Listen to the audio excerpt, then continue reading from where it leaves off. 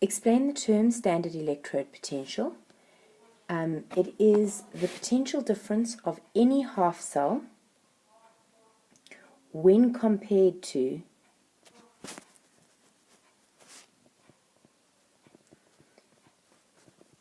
the hydrogen half cell. It was only worth 2 marks, so you didn't have to go into huge amounts of detail, but you could have also said about 1 molar solutions and 25 degrees centigrade and 1 atmosphere. That would be nice. State the energy conversion in this cell. I am taking chemical potential energy and I am converting the chemical energy into electrical. The following cell was set up between copper electrode and an unknown metal electrode. And they give you generic sort of way of writing that. The standard potential was found to be 0.76 and the copper foil was the cathode. Sorry, that's the copper foil over there, that is the cathode. Use the data sheet to calculate standard electrode potential of this unknown cell over here, and you've got a formula that says to you that E cell is equal to E cathode minus E anode, and then that is going to be 0.76. It's actually an E naught value each time, E theta value, but because that's the total of the cell. 0.34 is the copper, which they told you is the cathode, minus something I don't know, and something I don't know turns out to be 0.42, sorry I lie, it's negative 0.42 volts. You then go on to your table of electrode potentials and you find that it's not quite anything, but it's very close to either iron or cadmium. In what direction will electrons flow through the ammeter? Well, the electrons always go from the anode to the cathode. I'm not fond of left to right or right to left or anything along those lines. It's not in the picture. And actually, what would be even better is to say from the iron to the copper or from the cadmium to the copper. Left to right's not great. It's anode to cathode or something along those lines. And as I said, anode to cathode is really only half marks. You should really identify from which metal to which metal.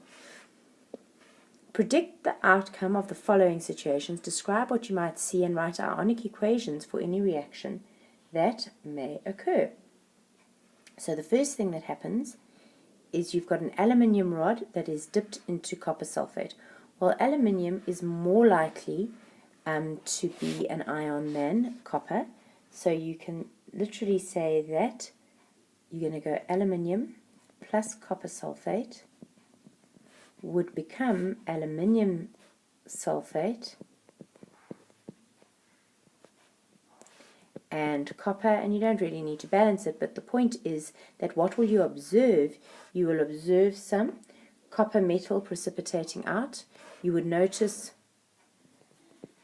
the blue fading because that's being used up,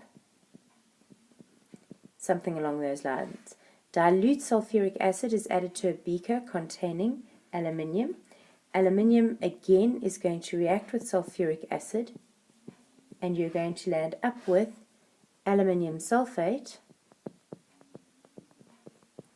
plus some hydrogen, and therefore what will you see? You will see bubbles. So something along those lines is what was expected. A student wants to investigate the area of metal plates which serves as electrodes in the galvanic cell on the EMF of the cell. The student sets up a zinc-lead cell under standard conditions. Which electrode, the zinc or the lead, would show an increase in mass during this cell operation? You're going to find that we're going to need an information sheet. So if I take a look at the information sheet now, I can identify the zinc up there and I can identify the lead down there, and the zinc is more likely to be a reducing agent and is therefore more likely to be oxidized, and therefore the zinc is going to lose mass and the lead is going to, you're going to land up going backwards over there and forwards over here, and therefore you will land up with the lead increasing in mass, actually getting more metal. Then it says write down the half reaction for the anode. The anode is where oxidation takes place, so it's the reverse one over there, which means it's zinc turning into Zn2 plus 2 electrons. Calculate the EMF that you would expect, 0,76, and take away 0,13, because you change the sign of that one and you keep the sign of the lead over here, and you land up with an answer of 0,63 volts. Name two variables that you need to control during this investigation. You would need to control a few things. One, I suppose, would be temperature. The other one would be something like the concentration of the solutions. And the reason I come up with these two is because they are the ones that link to the standard electrode potential standard conditions. Obviously, I can't change pressure here because there are no gases. Then it says the learner now replaces the metal plates with other plates, also zinc and lead, but with a greater surface area, and takes new readings. State the dependent and independent variables, and what you should see is that the independent is what I change, so that's the surface area, and the dependent will be the EMF that I measure. How do you expect the new EMF to compare with the one calculated in 2.3? And it turns out that it should just be equal to. And the reason for that is because EMF is not affected by surface area. EMF, if you think about it, is affected by, you have to have a perfect concentration, and you have to have the right temperature, but the EMF itself is not affected by surface area. If I've got more surface area, I will release more electrons, and that changes the current strength. So current strength is what is affected by surface area. And that is because current strength is actually linked to the rate of the reaction, whilst EMF is related to the yield or the equilibrium of the reaction. We've got this diagram. Describe the photoelectric effect. And in describing it, it means that photons of light release electrons from the surface of metal. Calculate the energy of a photon of ultraviolet light. So now we're going to say I've got the wavelength of ultraviolet light, so I can use that, and I can say that E is equal to h v over lambda, and that is going to be equal to 6,6 times 10 to the negative 34, 3 times 10 to the power of 8 for the speed of light, divided by the wavelength, which is 350 times 10 to the negative 9 meters, and you land up with 5,66 times 10 to the negative 19 joules. Then if we ask to calculate the maximum speed of photoelectrons emitted, we can say that the total energy is equal to the work function plus the kinetic energy. The total energy we've just worked out is 5,66 times 10 to the negative 19. The work function of cesium has been given to you. It's 3,36 times 10 to the negative 19.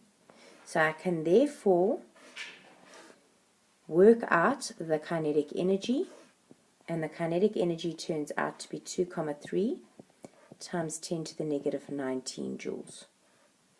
Then I'm going to say, but that's also equal to a half mv squared, and I do know the mass of an electron is 9,1 times 10 to the negative 31, and when I resolve that, I find that I get the mass being equal to, the speed being equal to 7,1 times 10 to the power of 5 meters per second. The intensity of the ultraviolet light is such that it transfers that much energy in 1 second to cesium. If one photon releases 1 electron, then calculate the number of electrons released from the cathode in 1 second. So I'm now going to take that total amount of energy, which is 1,24 times 10 to the negative 8 joules, and I'm going to divide through by the amount of energy incoming. So this is the amount of energy required for each electron. Let's see how much energy is going to, sorry, that's a positive 8. So I'm going to divide through by the 5,66 times 10 to the negative 19 joules. So that's the work function, that's how much is required to get away. This is how much I've got, and therefore how many electrons is that? It's 2,19 times 10 to the power of 10 electrons. How will the number of electrons emitted be affected if the intensity is increased? You get more electrons being emitted and a stronger current, but you do not get faster electrons. If the frequency is increased, it makes no difference to the intensity. To the number of electrons, because number of electrons is linked to intensity, frequency is linked to energy. We've got some data over here. What does the image suggest is a dependent variable over here? Well, each time it looks like they're putting in a color of light, and then they're seeing how fast those electrons are coming away. So I think the speed of the electron would be a good thing that they were measuring. The image shows that the wavelength of a red beam of light is 700 nanometers and the energy of its photons is 1,77 electron volts. Prove that that is accurate. So I'm going to say that energy is equal to HV over lambda, or HF, but we've got to work out F as well. Speed of light divided by the wavelength of red, and I therefore get 2,83 times 10 to the negative 19 joules. But if I want electron volts, I need to divide that by 1,6 times 10 to the negative 19, and that's going to give me 1,77 electron volts. So that was more about how you did it than whether you got the answer or not. Calculate the kinetic energy of the electron emitted by a beam of green light. It's got a maximum speed of 2,96 times 10 to the 4. So then that's quite easy. You just simply say EK is equal to a half mv squared. You get the mass of the electron at 9,1 times 10 to the negative 31. That's from the information sheet. You take the speed that they give you, you square it, and you're going to land up with 3,99 times 10 to the negative 22 joules. 4,4. Use your data for green light to calculate the work function for potassium metal. So this was all happening on potassium metal. So let's work out that work function.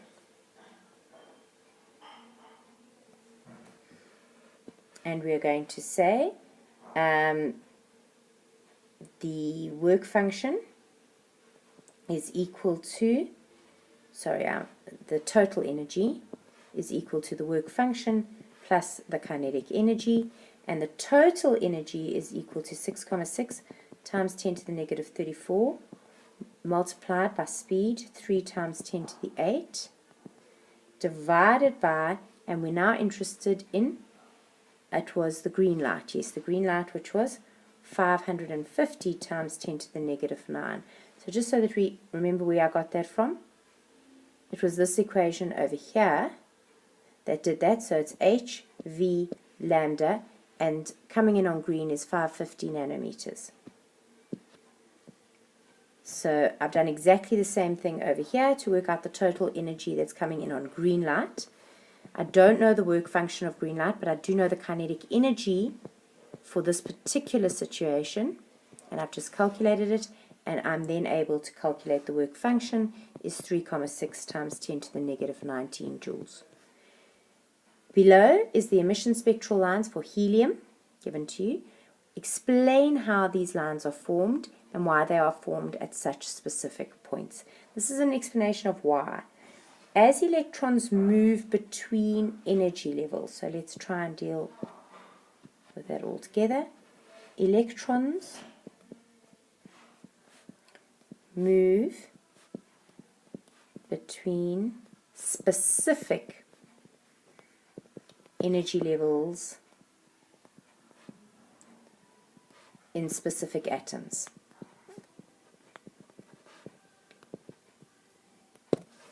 As they fall, they emit specific energy